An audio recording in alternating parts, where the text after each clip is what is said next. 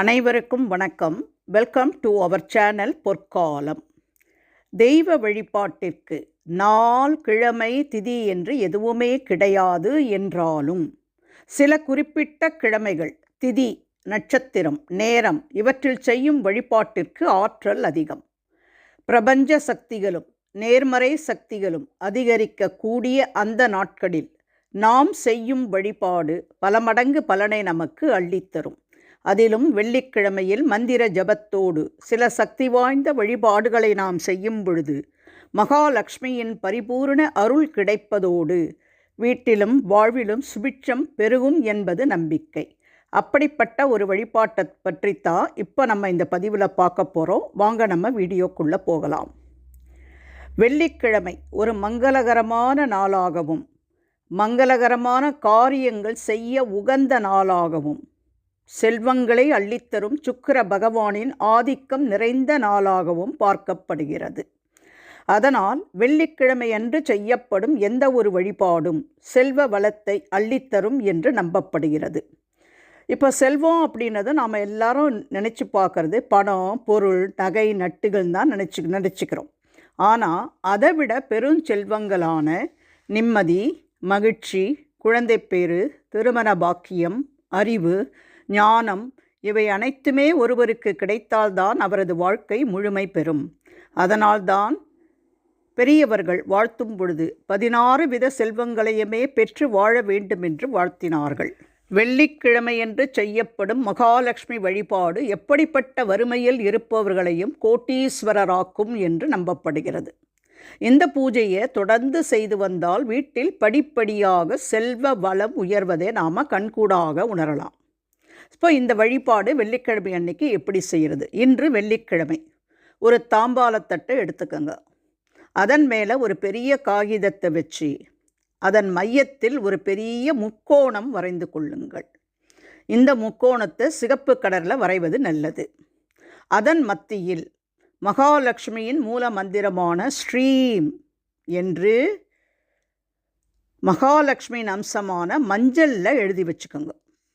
அதுக்கு மேலே ஒரு வெள்ளை தாமரை இல்லை செந்தாமரையை வைக்க வேண்டும்.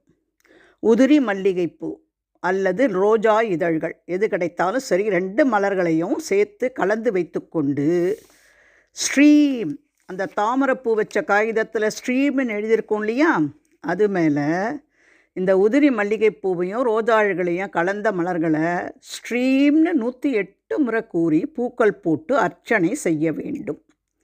பிறகு வாசனை மிக்க தாழம்பூ குங்குமத்தால் அந்த அர்ச்சனை செய்த பூக்கள் மேலே ஸ்ரீம் அப்படின்னு சொல்லி 14 முறை சொல்லி அந்த குங்குமத்தை வைக்கணும். தொடர்ந்து நம் வேண்டுதல் என்னவோ, என்ன பிரச்சனை தீர வேண்டும் அப்படின்றதுக்காக நீங்கள் இந்த பூஜையை பண்ணுறீங்களோ, சுப காரியங்கள் நடப்பதற்கான தடைகள் விளங்க வேண்டும் என்றும் அனைத்து செல்வங்களும் பெருக வேண்டும் என்றும் நினைத்து கொண்டு உங்கள் குலதெய்வத்தையும் இஷ்ட தெய்வத்தையும் மனதார நினைத்து கொண்டு மகாலட்சுமியை வேண்டிக் கொள்ள வேண்டும். பின் தூப தீப ஆராதனைகள் முடிந்த பிறகு இந்த பூக்கள், குங்குமம் இருக்கும் காகிதத்தை அப்படியே எடுத்து ஒரு மஞ்சள் துணியில் கட்டி பூஜை அறையில் வைத்து விட வேண்டும்.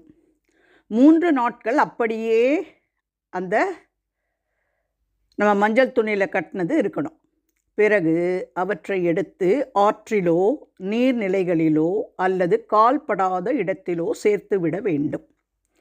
இப்படி நம்ம செய்கிறதுனால அந்த பூக்கள், குங்குமம் ஆகிய நறுமணம் ஒன்றிணைந்து ஒரு தெய்வீக மனத்தை வீடு முழுவதும் பரவும். அதோடு நீங்கள் செய்யும் மந்திர ஜபம் பிரபஞ்ச சக்தியையும் தெய்வீக சக்தியையும் ஈர்க்கக்கூடிய முக்கோண வடிவத்தில் எழுதியிருக்கக்கூடிய ஸ்ரீம் மந்திரம் உங்கள் பிரார்த்தனையின் என்ன அதிர்வலைகள் ஆகியன அதில் நிறைந்திருக்கும். இது உங்களின் பிரார்த்தனையை விரைவில் நிறைவேற்றும். இப்போ இந்த பூஜையை எப்போ செய்யறது? இந்த வழிபாட்டை வெள்ளிக்கிழமையில் சுக்கிரஹோரையில் செய்யலாம். அப்படி இல்லைன்னா வெள்ளிக்கிழமையில் வரக்கூடிய ராகு காலம் யமகண்டம் தவிர்த்து மற்ற நல்ல நேரங்கள் பார்த்து செய்யலாம். காலையில் பிரம்ம முகூர்த்த வேளையிலும் மாலையில் பிரதோஷ வேளையிலும் விளக்கேற்றி வைத்து செய்வது மிக அற்புதமான பலன்களை நமக்கு தரும் அப்படின்னு நம்பப்படுது.